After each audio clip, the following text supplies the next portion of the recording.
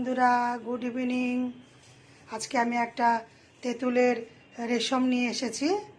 এই কড়া গরম হয়ে গেছে, তেল দেওয়া হয়েছে, তাতে সর্ষে 1 চামচ, কালো সর্ষে 1 চামচ দেওয়া হয়েছে, 2টো শুকনো লঙ্কা দেওয়া হয়েছে, একটুখানি তেলেতে একটু হিং দেওয়া হলো, তারপর একটু কারি পাতা, আর এখানে এই তেঁতুল একটু গরম উষুম পানিতে একটু ভিজিয়ে রাখা হয়েছে, সেটাকে কচলিয়ে নিয়ে রাখা হয়েছে, একটু টমেটো কেটে রাখা হয়েছে, আর একটু গোলমরিচ রসুন একটু ছেঁচে করে রাখা হয়েছে। দেখতে থাকুন আজকে আমাদের এই টমেটো তেঁতুলের রেশমটা। টমেটো দিয়ে দেওয়া হলো,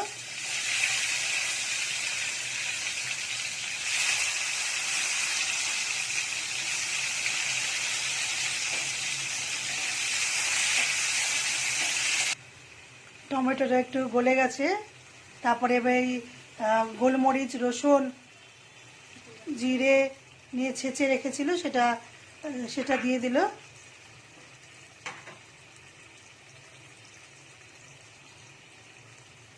তারপরে একটু হলদি পাউডার দিয়ে দিল,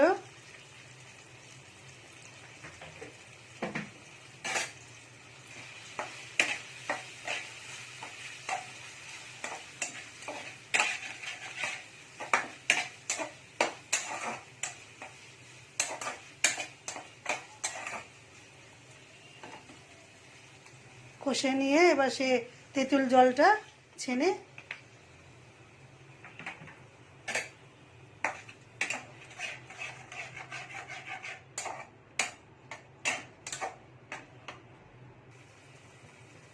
তেঁতুল জলটা ছেনে ঢেলে দেওয়া হলো।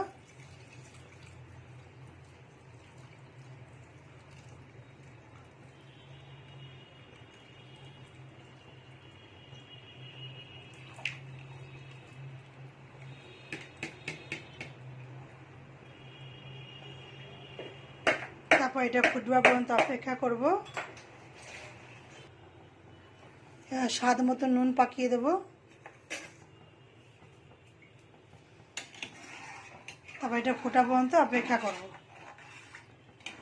এটা এত সুন্দর হয় যে গরম ভাতের সঙ্গে পাঁপড় ভাজা হলে ভাত খাওয়া হয়ে যায়, খেতেও সুন্দর হয়। বন্ধুরা, যদি ভালো লাগে তো এই আমার রেসিপিটা লাইক কমেন্ট করবো, আর যদি হয়তো